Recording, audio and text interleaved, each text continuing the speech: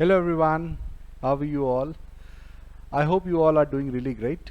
My name is Abhishek and today I brought a new topic for you guys, that is diazotization reaction. So what exactly this reaction is? Whenever there is a primary alkyl or aryl amine reacts with nitrous acid at extremely low temperature, it generates a diazonium salt. तो पहले ये समझते हैं कि diazonium salt क्या चीज़ है। तो देखिए डाइएजोनियम, एजो का मतलब होता है nitrogen, azo stands for nitrogen and one of the nitrogen is carrying a positive charge. तो di means two, azo means nitrogen and ium means a positive charge. So either of the nitrogen must be carrying a positive charge, ये इसका मतलब हुआ। अब ये reaction होता क्या है, तो चलिए मैं एक एरोमेटिक अमीन ले लेता हूँ, एनिलीन ले लिया लेट्स से मैंने, ठीक है। और एनिलीन का रिएक्शन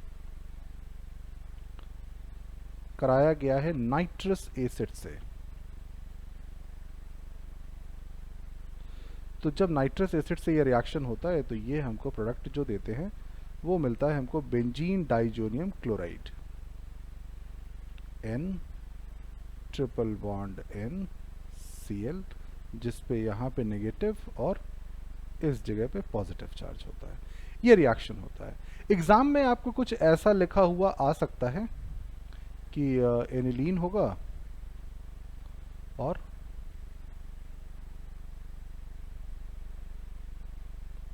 इस एनिलीन का रिएक्शन हो रहा होगा NaNO2 प्लस HCl के साथ in presence of 0 to 5 degree centigrade. यहाँ पे भी 0 to 5 डिग्री सेंटीग्रेड, और पूछ रहा होगा कि what will be your product. तो ये भी डाइएजोटाइजेशन रिएक्शन ही है। एक्चुअली ये जो हमने यहाँ पे नाइट्रस एसिड यूज़ किया है ना, ये बहुत वीक एसिड होता है और बहुत ही अनस्टेबल होता है। तो हमको इसे फ्रेशली प्रिपेयर करना होता है, क्योंकि अगर आप इसको स्टोर करके रखने की कोशिश करेंगे तो ये गायब हो जाएगा, ये उतनी देर तक रुकेगा नहीं। तो आपको रिएक्शन के लिए इसको बनाना पड़ेगा, इसको प्रिपेयर करना पड़ेगा, ठीक है। तो अच्छा, एक चीज़ और देखिए, यहाँ पे हमारे पास जब हमने एनिलीन लिया था तो यहाँ पे सिर्फ एक नाइट्रोजन था और प्रोडक्ट में हमारे पास 2 नाइट्रोजन है। तो ये दूसरा नाइट्रोजन कहाँ से आया? अच्छा, एक चीज़ और आपके दिमाग में आ रही होगी कि हमने ये रिएक्शन एक्सट्रीमली लो टेम्परेचर पे ही क्यों कराया, राइट? अच्छा, यहाँ पे हमने HCl ही क्यों यूज़ किया? HCl एक स्ट्रॉन्ग ऑक्सीडाइजिंग एजेंट है, लेकिन अगर हम HCl के अलावा कुछ यूज़ करें, H2SO4 यूज़ करें, तो उसका क्या रीज़न होगा? और वेरी इंपॉर्टेंटली, अगर हम NaNO2 और HCl यूज़ कर भी रहे हैं तो वो किस रेशियो में यूज़ कर रहे हैं, है ना? ये सब एक बहुत बट ऑब्वियस क्वेश्चंस हैं जो हमारे दिमाग में आते हैं, एंड समटाइम्स ऐसे ही क्वेश्चंस हमारे एग्ज़ाम में भी आ जाते हैं, हमसे पूछ लिया जाता है कि ऐसा क्यों हो रहा था। तो अगर मैं बात करूं NaNO2 और HCl की, तो NaNO2 और HCl ये 1:2 के रेशियो में यूज़ किए जाते हैं, ठीक है। 1:2 मतलब अगर आपने 1 मोल सोडियम नाइट्राइट यूज़ किया है तो 2 मोल आप हाइड्रोक्लोरिक एसिड यूज़ करेंगे। अगर आप हाइड्रोक्लोरिक एसिड के अलावा कुछ और यूज़ करते हैं HCl की जगह पे, अगर आप लेट्स से H2SO4 यूज़ करते हैं या कोई और भी स्ट्रॉन्ग ऑक्सीडाइजिंग एजेंट अगर आप यूज़ करते हैं, तो होगा कुछ नहीं उससे, बस आपके रिएक्शन का रेट बदल जाएगा, ठीक है। क्योंकि रेट ऑफ रिएक्शन डिपेंड करता है कि आपने कितना कॉन्सेंट्रेशन यूज़ किया है, ठीक है, ऑक्सीडाइजिंग एजेंट का कितना कॉन्सेंट्रेशन आपने यूज़ किया है। तो अगर आप कोई डिफरेंट ऑक्सीडाइजिंग एजेंट यूज़ करेंगे तो जाहिर सी बात है कुछ ना कुछ रेट पे तो फ़र्क पड़ेगा ही। अच्छा, अब ये एक नाइट्रोजन सबस्ट्रेट में था और प्रोडक्ट में हमको 2 नाइट्रोजन मिल रहे हैं, तो ये कहाँ से आया? तो इसके लिए हमको इसका मैकेनिज़्म एक बार देखना पड़ेगा कि ये कहाँ से आया। तो आइए मैकेनिज़्म इसका डिस्कस करते हैं।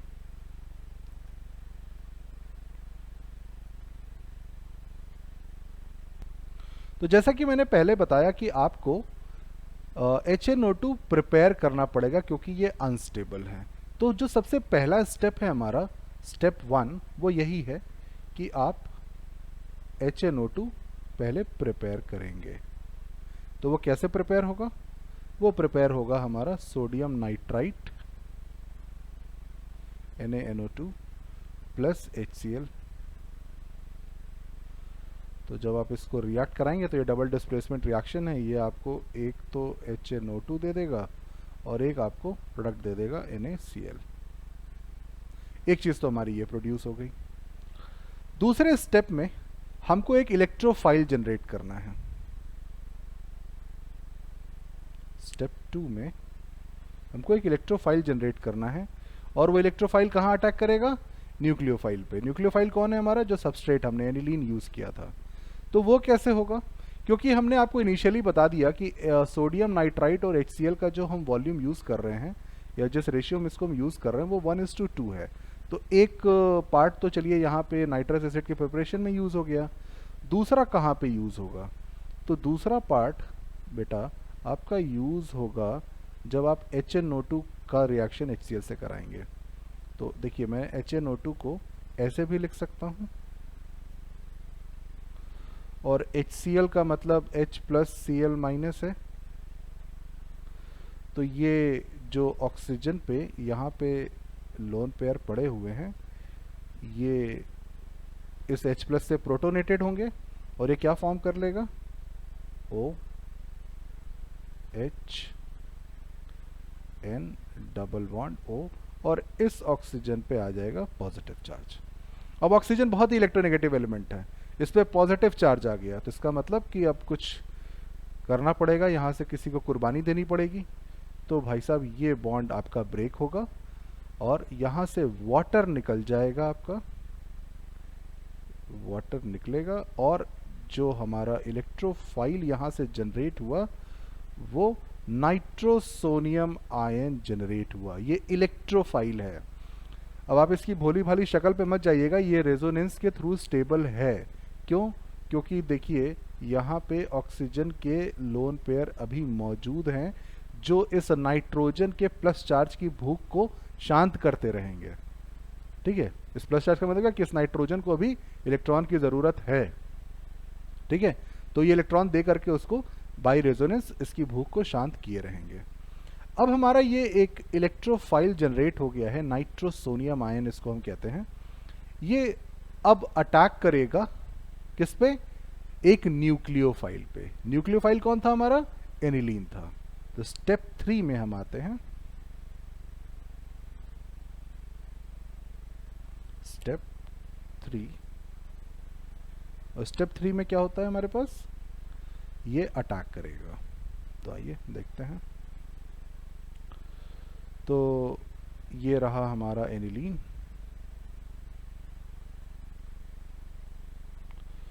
एनिलीन के पास एक ये नाइट्रोजन, नाइट्रोजन के ऊपर एक ये लोन पेयर, इसके बगल का एक हाइड्रोजन और एक इधर हाइड्रोजन। ठीक है, इसने अटैक करने की मतलब ये रिएक्ट किया नाइट्रोसोनियम आयन से, इस पे पॉजिटिव चार्ज, ये लोन पेयर अट्रैक्टेड होगा इधर और क्या फॉर्म करेगा?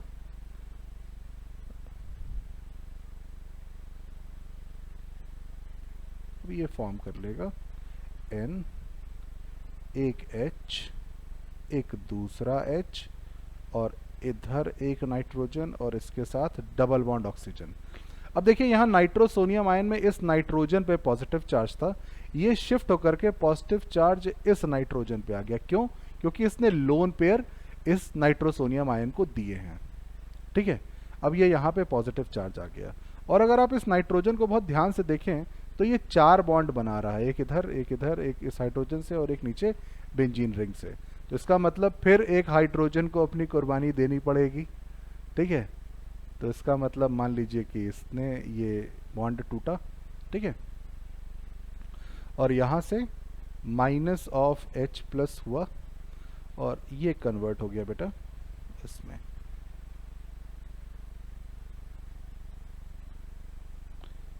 N, इसके साथ एक H, इधर single bond N, double bond O। ठीक है, अब एक ये चीज़ बन गई हमारे पास, इस नाइट्रोजन पे लोन पेयर। इसको भूलिएगा नहीं, ये नाइट्रोजन पे लोन पेयर रहेगा। ठीक है, अब अगर आप ध्यान से देखें तो यहाँ पे टॉटोमेरिज्म हो सकता है। अक्सर ही बच्चे कंफ्यूज रहते हैं कि टॉटोमेरिज्म के लिए सी डबल बॉन्ड ओ होना जरूरी है, बट ऐसा ज़रूरी नहीं है। टॉटोमेरिज्म के लिए डबल बॉन्डेड ऑक्सीजन और उसके विसिनिटी में एक हाइड्रोजन होना ज़रूरी है। तो यहाँ पे टॉटोमेरिज्म होगा, ठीक है। और जब टॉटोमेरिज्म होगा तो क्या होगा, देखिए ये हाइड्रोजन, अभी टॉटोमेरिज्म मैं आपको समझा देता हूँ कि यहाँ पे कैसे होगा।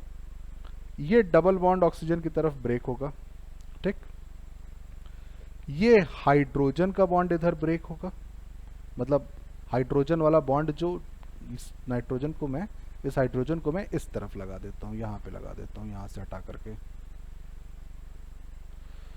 यहाँ से हटा करके इस नाइट्रोजन को मैं यहाँ पे लगा देता हूँ ताकि समझने में आसानी हो। ये लोन पेयर रख लीजिए।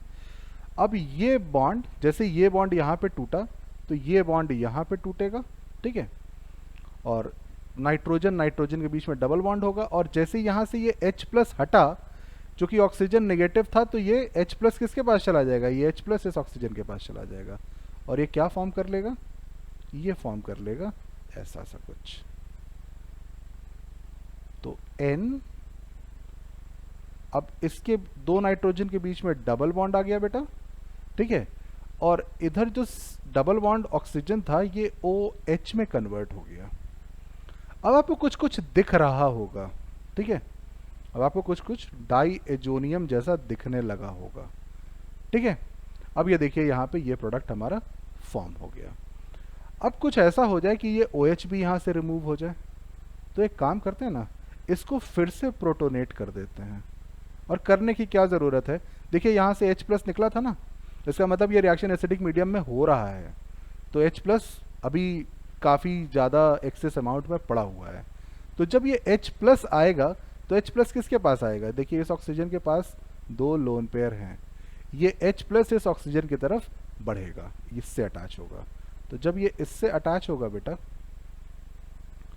तो ये क्या फॉर्म कर लेगा, देखिए नाइट्रोजन नाइट्रोजन के बीच में डबल बॉन्ड है, और जब हाइड्रोजन इस ऑक्सीजन के पास आ जाएगा तो ये OH2 हो जाएगा, और ऑक्सीजन ने चूंकि अपना लोन पेयर शेयर किया है इसके साथ, तो ऑक्सीजन पे आ जाएगा पॉजिटिव चार्ज। अब ऑक्सीजन इलेक्ट्रोनेगेटिव और उस पर पॉजिटिव चार्ज, और ये देखिए नाइट्रोजन का भी लोन पेयर है, ठीक है। तो यहाँ से फिर वाटर बाहर निकलेगा, और जब यहाँ से वाटर बाहर निकलेगा तो देखिए यहाँ पे क्या आ जाएगा, क्योंकि अब यहाँ से जब वाटर बाहर निकला तो ये सारे इलेक्ट्रॉन ले करके निकलेगा, तो जब यहाँ से सारे इलेक्ट्रॉन ले करके निकलेगा तो इस नाइट्रोजन पे आ जाएगा पॉजिटिव चार्ज। अभी देखिए, अभी बहुत सिंप्लीफाई नहीं हुआ है, इस नाइट्रोजन पे आ गया पॉजिटिव चार्ज, क्योंकि वाटर, वो ऑक्सीजन अपने सारे इलेक्ट्रॉन ले करके गया था, और इसके पास तो लोन पेयर है ही, है ना। अब क्या होगा नेक्स्ट हमारा, अगले स्टेप में,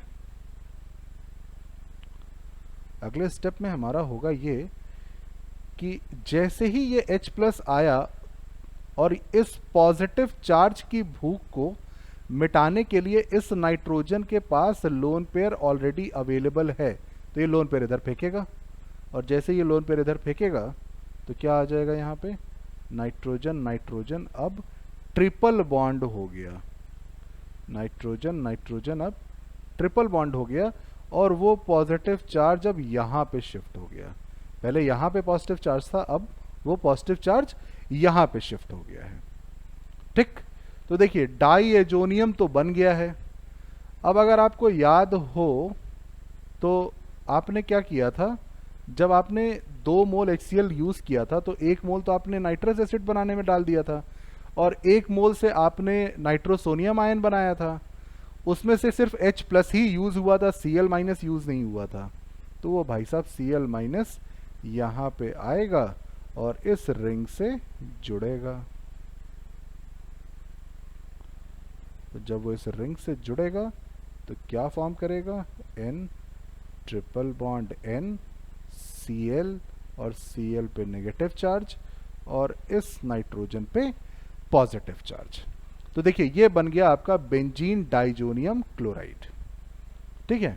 ऐसे ही हमारा एलिफेटिक एमीन भी रिएक्ट करता है। ठीक है, जैसे मान लीजिए अगर मैं एग्जांपल के थ्रू बात करूं कि R ऑफ NH2 लिया था हमने, और इसका जब हमने रिएक्शन कराया लेट्स से HNO2 के साथ, तो ये फॉर्म कर रहा था R single bond N triple bond N and then Cl, और ये भी रिएक्शन हमारा हो रहा था 0 to 5 डिग्री सेंटीग्रेड में। तो गाइस जब ये चीज़ फॉर्म हुई तो ये बहुत ही अनस्टेबल है, बहुत ही ज़्यादा अनस्टेबल है। ये कुछ मिली सेकेंड्स के लिए ही फॉर्म होगा, इतने लो टेम्परेचर पे भी ये बहुत बहुत मिली सेकेंड्स के लिए, कुछ मिली सेकेंड्स के लिए ही ये फॉर्म होगा। इनफैक्ट जो एरोमेटिक डाइजोनियम सॉल्ट्स भी हैं वो भी कोई बहुत ज़्यादा स्टेबल नहीं, आप उनको भी स्टोर नहीं कर सकते फॉर अ लॉन्गर पीरियड। ठीक है, इसीलिए ये रिएक्शन हम बहुत लो टेम्परेचर पे कराते हैं। लेकिन जो एलिफेटिक एमीन्स हैं ये उससे भी कम अनस्टेबल, मतलब उससे भी ज़्यादा अनस्टेबल हैं, मतलब बिल्कुल ही एग्जिस्ट नहीं करते, एक तरीके से आप समझ सकते हैं इसको। तो जो हम इनिशियली सोच रहे थे, जो क्वेश्चंस हमारे दिमाग में आए थे कि क्या सेम रिएक्शन हम एलिफेटिक एमीन्स के लिए भी कर सकते हैं, लेकिन वो बहुत फीजिबल नहीं, कुछ मिली सेकेंड्स के लिए फॉर्म होगा फिर वो गायब हो जाएगा, अनस्टेबल है। ठीक है, तो ये चीज़ जो थी हमारी, ये डाइजोनियम सॉल्ट के बारे में हमारा डिस्कशन था। आई होप आपको ये लेक्चर समझ में आया होगा। अगर आपको ये लेक्चर समझ में आया है, if you really like this part, so please do like, share and subscribe my channel so that you don't miss any sort of update. Thank you very much guys. See you in the next session. Bye bye. Take care.